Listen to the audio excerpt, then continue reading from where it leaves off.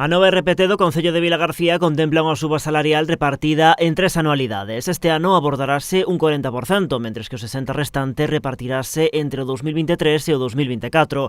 O acordo entre o Goberno local e os sindicatos selouse esta mañá nun acto protocolario. O alcalde cualifica o acordo como histórico para o persoal do Concello Vilagarcián. Alberto Varela agradece a implicación de todas as partes que participaron na negociación. Unha negociación sempre ten que supoñer cesións por todas as partes, ou polo menos ese intento de chegar a acordos, e a realidade é que, pois, con esta asinatura de hoxe se finaliza unhas negociacións, unhas conversas que duraron pois polo menos 15 anos. O acordo non foi posible nin en tempos de Javier Gago, nin tampouco con Dolores García, si agora neste segundo mandato de Varela. O socialista considera que o documento é básico á hora de definir os postos de traballo e as súas funcións dentro da administración local.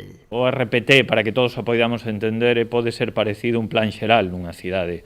É un instrumento de ordenación dos efectivos da nosa plantilla, na que se fala de moitos postos de traballo, de moitas funcións, por suposto, as retribucións deses postos.